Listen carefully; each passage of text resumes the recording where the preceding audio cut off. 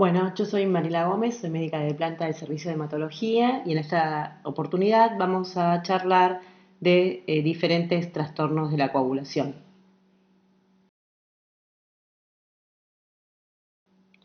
Vamos a comenzar con un breve repaso de lo que es la hemostasia normal.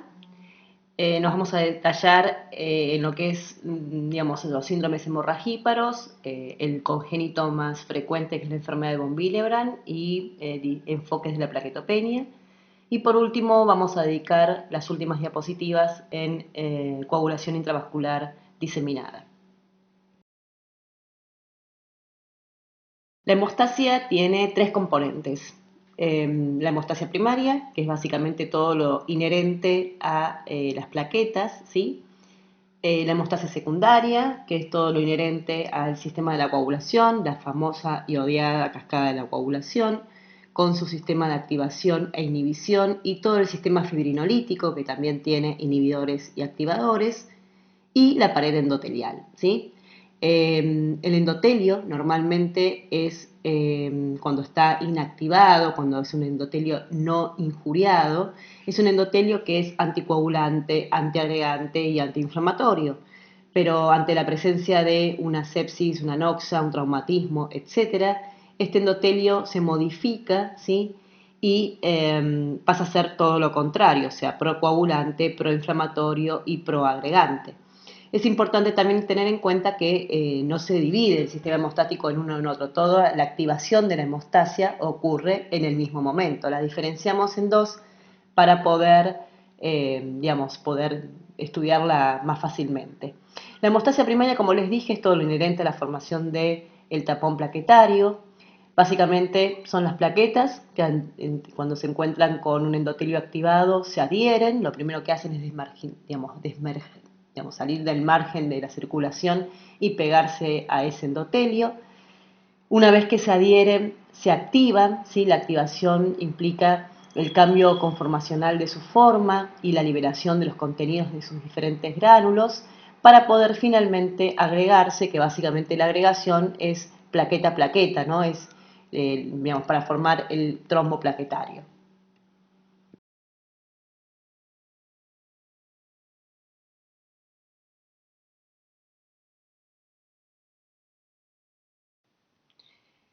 El síndrome hemorragíparo es el síndrome que se caracteriza por todos los signos y síntomas relacionados con el sangrado, provocado obviamente por una alteración de este equilibrio hemostático.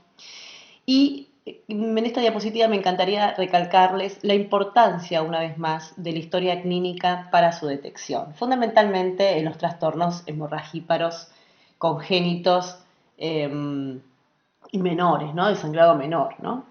Obviamente no estamos hablando del sangrado mayor, ¿no? Del sangrado de un politrauma, de una hemorragia digestiva, etcétera. Es muy importante, como los decía, el desarrollo de la historia clínica, porque la mayoría de estos síndromes hemorragíparos tienen antecedentes familiares, ¿sí? Así que es muy importante en el consultorio y en la práctica diaria poder discriminar el antecedente familiar fundamentalmente de primer grado, padres, abuelos y hermanos. También es muy importante la historia personal. ¿Por qué? Porque la mayoría de estos síndromes se manifiestan ante un desafío hemostático. No es que los pacientes sangradores andan sangrando por ahí, diríamos, sino que generalmente son la mayoría asintomáticos, ¿sí? Que no se pueden ver a simple vista en un laboratorio con un trastorno, digamos, con una alteración del coagulograma de las plaquetas. Y el paciente cuando se expone a un desafío hemostático, ya sea una exodoncia, ya sea, no sé, una cirugía menor, etcétera, o ante un traumatismo banal que quizás a la mayoría de la población no le genera nada, al paciente sangrador le despierta un gran hematoma, eh, se pone de manifiesto la enfermedad hemorragípara. Por eso es muy importante el antecedente personal. También es muy importante discernir las características del sangrado, si es un sangrado mucocutáneo o es un sangrado profundo, y se ha intentado realizar distintos test para poder, digamos, ver la probabilidad de estudio, de probabilidad diagnóstica del paciente sangrador, y vamos a hablar fundamentalmente de uno de ellos para sangrado menor, que es el score de BAT, validado para la enfermedad de von Willebrand, que como les dije es la enfermedad congénita más frecuente dentro del síndrome hemorragíparo.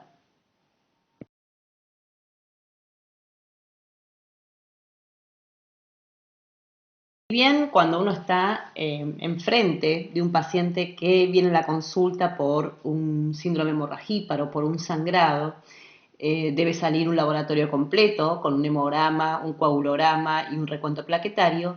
Es muy importante para ustedes, para que vayan pensando en su acto semiológico y clínico de diagnóstico y tratamiento, ver las características distintas que tiene el sangrado. La hemostasia primaria generalmente son sangrados de tipo superficiales, ¿sí? Son petequias, gingivorragias, pequeños hematomas, pequeños equimosis. Es muy raro encontrar en una alteración plaquetaria sangrados profundos y graves o sangrados de mayor cuantía. Eso en medicina igual no existe el 0 y el 100. Digamos, hay un 5%, por ejemplo, de las PTIs, de las púrpuras trombocitopénicas inmunes que tienen sangrado grave, ¿sí? Pero no es lo más frecuente. Lo más frecuente de la hemostasia primaria es el sangrado mucocutáneo, ¿sí?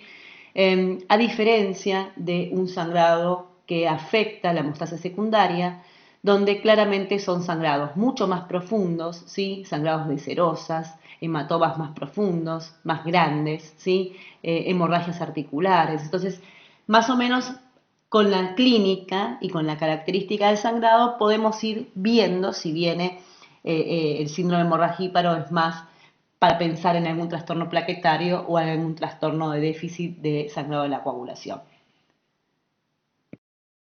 Acá básicamente vemos de qué se trata un laboratorio para evaluar la hemostasia, ¿sí?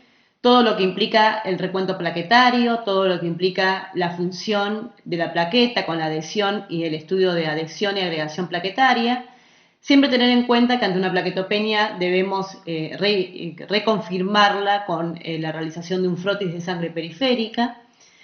Todos los laboratorios que sirven para evaluar la hemostasia secundaria, el típico coagulograma normal, tiempo de protrombina, APTT, tiempo de trombina, el dosaje de cada uno de los factores, de la cascada de la coagulación y todo lo que tiene que ver con la medición de la fibrinolisis, con la lisis de globulina, el dosaje de fibrinógeno, etc.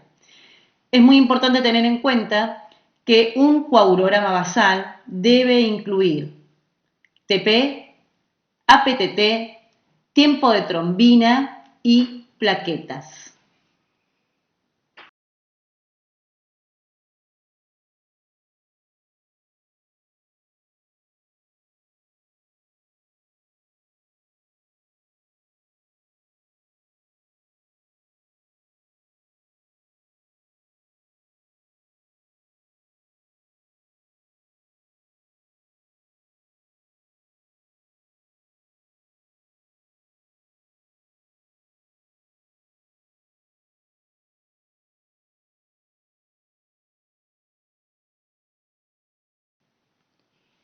La enfermedad de von Willebrand se caracteriza por un sangrado mucocutáneo o un sangrado posquirúrgico o traumático, con alteración de la adhesión y la agregación de las plaquetas, así también como la estabilización del factor 8, y es debida fundamentalmente a la deficiencia y o al defecto del factor de von Willebrand, siendo la enfermedad hemorragípara hereditaria más frecuente. Se clasifica de acuerdo a si su déficit es cuantitativo en cantidad o cualitativo en calidad. Lo más frecuente de todo es el cuantitativo asintomático, el tipo 1, seguido por todas las variantes cualitativas que a su vez tienen 4 subtipos. Es muy importante tener en cuenta que el factor de von Willebrand, su función fundamental, una entre otras, es transportar al factor 8. El 8 no podría ser activo, diríamos, no podría estar vivo, si esa es una manera de decir, si no está unido al factor de von Willebrand.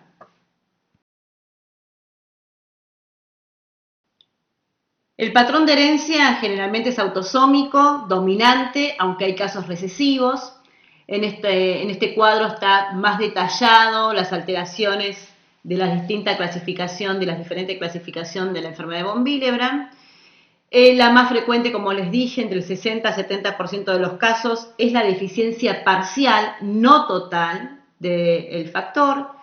Por eso es que la mayoría de estos pacientes no tienen sangrado si no tienen digamos, un desafío hemostático en general. Son pacientes que en general son asintomáticos, excepto en las mujeres que pueden tener hipermenorreas, pero si no, prácticamente son asintomáticos hasta que tienen un desafío hemostático, ¿sí? Ya sea una exodoncia, una cirugía mayor, una cirugía menor, un traumatismo. Es muy importante recalcar esto. Y también es muy importante recalcar que estas anomalías habitualmente no se ven en un coagulograma normal, ¿no? No van a pretender estudiar enfermedad de von Willebrand con un simple coagulograma como lo hemos visto con anterioridad.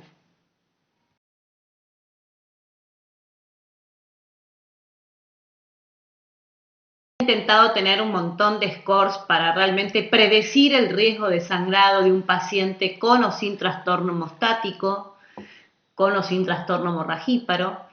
Puntualmente en la enfermedad de von Willebrand tenemos una buena herramienta para tener en la consulta diaria, que es el score de BAT, que está validado para sangrado menor, que es el score publicado por la Sociedad Internacional de Hemostasia y Trombosis, que van a ver en las siguientes diapositivas que ante distintos desafíos, digamos, de sangrado, le da una puntuación que va desde el 0 para adelante, desde no le pasa nada al paciente hasta que el paciente realmente requiere, por ejemplo, tiene un sangrado tal que requiere, por ejemplo, una transfusión de glóbulos rojos.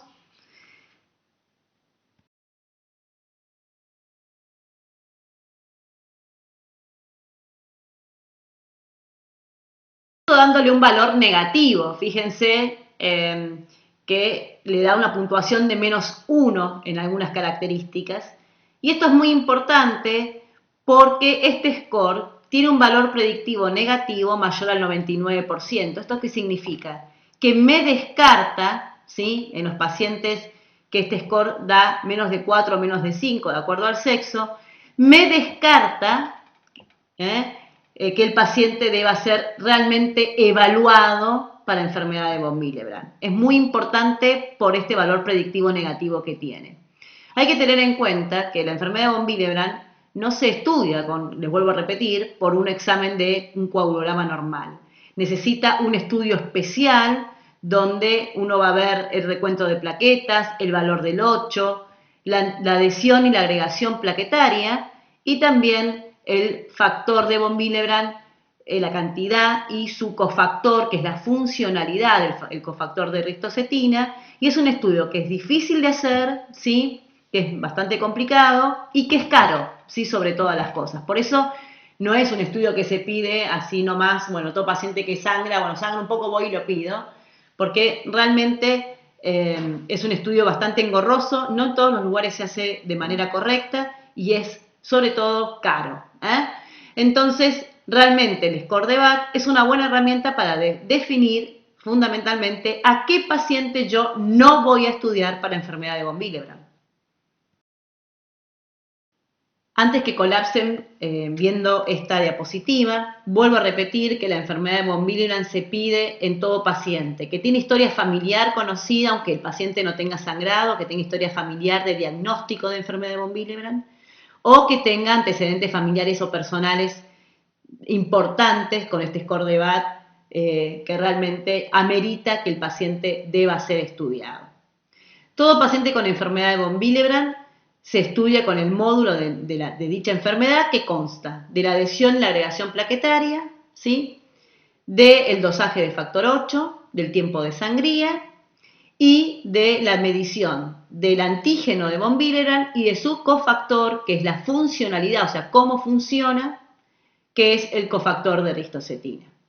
A partir de este primer análisis inicial, uno puede ir discerniendo si nos encontramos ante un von Willebrand cuantitativo o cualitativo, de acuerdo a la relación que tiene entre el antígeno y el cofactor, de acuerdo al valor plaquetario también. Fíjense que el Willebrand plaquetario tiene plaquetopenia, pero nunca va a tener una plaquetopenia severa. No se esperen encontrar en un Willebrand plaquetario una plaquetopenia de 10.000, porque eso no va a pasar, eso no es un Willebrand plaquetario, ¿sí? Es una plaquetopenia leve. Y después, una vez que yo tengo a grandes rasgos, puedo decir, bueno, realmente el paciente tiene una enfermedad de von Willebrand, puedo ir profundizando su estudio, ¿sí?, con la medición de los diferentes multímeros del antígeno, ¿sí? Si son de largo peso, de bajo peso, etcétera. Y fundamentalmente del von Willebrand Normandie hay que diferenciar bien con la hemofilia congénita, porque estos pacientes tienen 8 bajo porque tienen una alteración en el sitio de unión entre la enfermedad, entre el factor de von Willebrand y el 8, por eso el 8 está bajo, porque no se une bien, no porque tenga disminución de la síntesis. Entonces se pide fundamentalmente un estudio del sitio de unión entre 8 y Willebrand, ¿sí? Pero esto es algo básicamente que lo manejamos los hematólogos, me basta y me es más que suficiente que ustedes tengan en la cabeza que la enfermedad de von Willebrand es lo congénito hemorragíparo muy, muy frecuente y que en el día de mañana en sus distintas especialidades lo puedan discernir, puedan realmente fijarse cuál es el paciente que realmente amerita su estudio para que nosotros nos encarguemos de esta parte que es bastante engorrosa. Con respecto al tratamiento, bueno, la primer línea de tratamiento de la enfermedad de von Willebrand está la desmopresina. La desmopresina es un análogo sintético de la vasopresina que provoca la liberación del factor de von Willebrand y del factor 8 de los sitios de depósito endotelial, consiguiendo obviamente un aumento de sus valores circulantes. Además, la desmopresina aumenta la adhesividad plaquetaria y produce la liberación de activador tisular del plasminógeno que genera plasmina, la cual es rápidamente transformada en un complejo alfa-2 antiplasmina y no produce fibrinogenolisis, ¿sí? La desmopresina, una dosis de 0,3 microgramos kilo, es la opción de elección en la mayoría de los pacientes con von Willebrand tipo 1 que hayan demostrado tener respuesta a la misma. Por eso, en la mayoría de estos pacientes se hace la prueba de desmopresina y uno dice que la prueba de desmopresina tiene una respuesta adecuada cuando los parámetros, o sea, el factor de von Willebrand, aumenta entre 2 a 4 veces con respecto al valor basal. El mecanismo de acción de la desmopresina es prácticamente inmediato, por eso se debe administrar aproximadamente entre 20 a 30 minutos antes de un procedimiento invasivo, por ejemplo una cirugía, ya que el aumento del factor 8 se observa entre la media hora y los 60 minutos siguientes. En pacientes que tienen forma severa o que no son candidatos a recibir desmopresina, están los concentrados comerciales, ¿sí? Con 8 o con von Willebrand puro, ¿sí?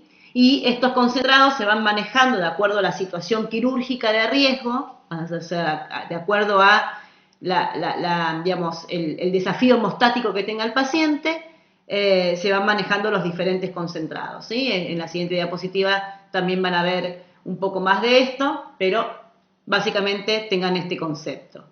También para sangrados menores, por ejemplo, pequeñas exodoncias o, por ejemplo, no sé, la exéresis de un nevo patológico, uno podría utilizar antifibrinolíticos, ya sea locales o endovenosos.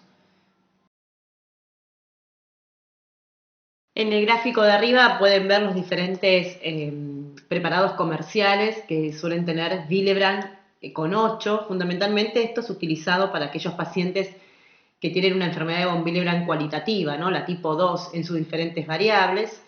Y la dosis y la exposición nosotros la vamos manejando de acuerdo al tipo de cirugía, al tipo de procedimiento. Hay procedimientos que son más sangrantes que otros. Los procedimientos que son más sangrantes son todos los neuroquirúrgicos, las laparotomías, las cirugías de próstata, las histerectomías, todo lo que tenga que ver con cirugías ortopédicas, una cesárea. Los procedimientos de menor riesgo de sangrado, por ejemplo, es una biopsia, todas las complicaciones dentales de exodoncias, generalmente, y aquellas que prácticamente no tienen riesgo de sangrado son cirugías de cataratas, endoscopía o una simple extracción dentaria.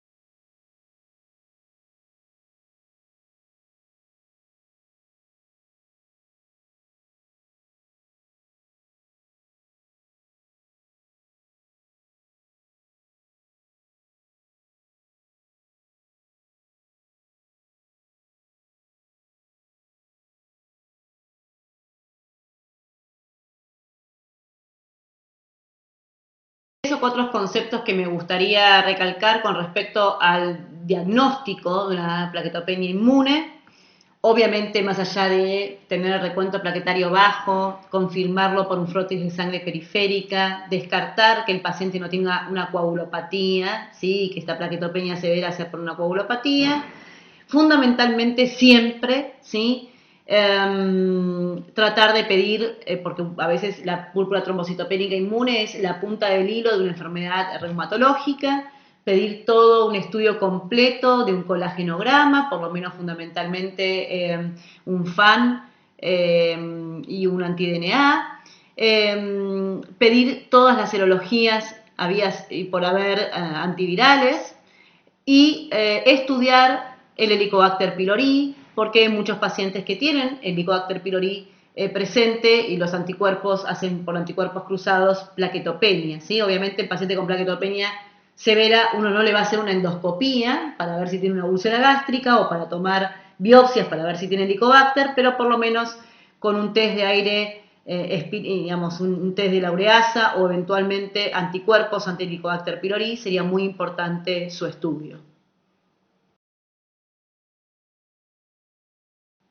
La biopsia de médula no es una condición sine qua non para su diagnóstico. El diagnóstico de PTI generalmente es por descarte. Una vez que yo descarto otras patologías, descarto plaquetopenia asociada a drogas, descarto una pseudoplaquetopenia, el diagnóstico fundamentalmente con la biopsia se deja. Para mayores de 60 años, porque puede ser la punta del hilo de un linfoproliferativo de bajo grado.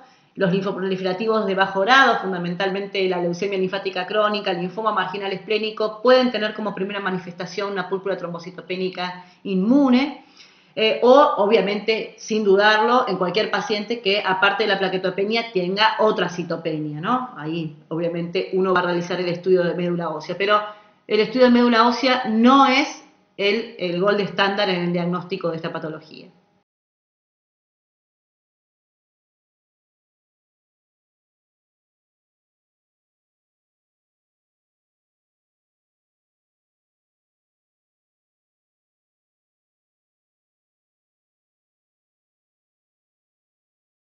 La coagulación intravascular diseminada es una enfermedad de la microvasculatura, es una microangiopatía trombótica, ¿sí? Como la púrpura trombocitopénica trombótica, como el HELP, entre otros, es una MAT, ¿sí? Y se acompaña fundamentalmente de un laboratorio que se caracteriza por tener un consumo de factores, de plaquetas y de inhibidores naturales de la coagulación, como consecuencia de la activación de la coagulación en forma generalizada y persistente. Y al igual que el síndrome antifosfolipídico, es una enfermedad que afecta a los tres vasos, arterial, venoso y fundamentalmente microvascular.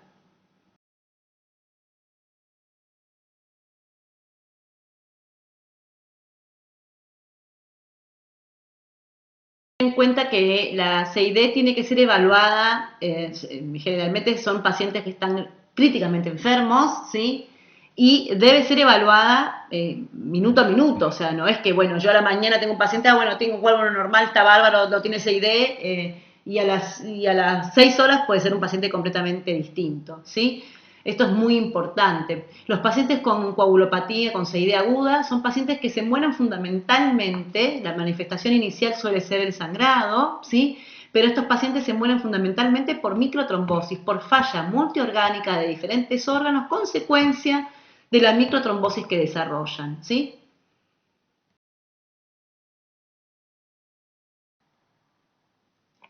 El laboratorio compatible. Bueno, la sospecha clínica siempre se debe confirmar por un laboratorio. Nosotros tenemos pruebas que son sensibles, como el dímero D y el PDF y las plaquetopenias, pero son poco específicas, ya que pueden aparecer falsos positivos. Tenemos pruebas globales que son poco sensibles y poco específicas, ya que también se pueden alterar en pacientes anticoagulados o en pacientes que tienen hepatopatías. La caída del fibrinógeno es específica, pero poco sensible, está presente particularmente más o menos en el 30% de los casos. Con frecuencia consideramos imprescindible para el diagnóstico diferencial fundamentalmente el dosaje del 8 y del fibrinógeno, que son marcadores sensibles. Es muy importante, el 8 tenerlo en cuenta para el diagnóstico diferencial con hepatopatía, ya que el 8 no tiene síntesis hepática, ¿sí? Como habíamos dicho inicialmente. Entonces, sí está consumido y es bajo en la CID. Y el fibrinógeno también es un buen parámetro cuando es menos de 100. En base a pruebas habituales se han identificado diferentes scores, como por ejemplo el que vemos acá en la tabla 3, que es el score de la ICTH. Tener en cuenta siempre que muchas veces estos valores pueden estar alterados por otra enfermedad. Por ejemplo, el paciente puede tener plaquetopenia porque tiene un cáncer e hizo quimioterapia. El paciente puede tener un dímero de alto porque puede haber sido operado recientemente. Puede tener una falla hepática, puede tener un 8 muy alto por tener una inflamación, por ejemplo, por un reactante de fase aguda. Pero tener un puntaje de este score más de 5 me da una sensibilidad y una especificidad cercana al 98%. Ante todo, vuelvo a insistir, el diagnóstico de CID, lo primero que hay que, para diagnosticarla, lo primero que hay que hacer es pensarla. Si no se piensa, jamás se va a diagnosticar. Ahora, en aquellos pacientes que tienen sangrado grave o que tienen un laboratorio que sigue desmejorando, a pesar de que el paciente ha recibido hemoderivados, uno debe sospechar que estamos ante la presencia de una CID hiperfibrinolítica, ¿sí? Donde el consumo de factor 8, factor 5 y fibrinógeno es mucho más marcado, ¿sí? que la CID trombótica, y donde obviamente el uso de heparina acá empeora la situación. Entonces quizás uno debería usar antifibrinolíticos. En la tabla 4 van a ver los criterios de CID hiperfibrinolítica.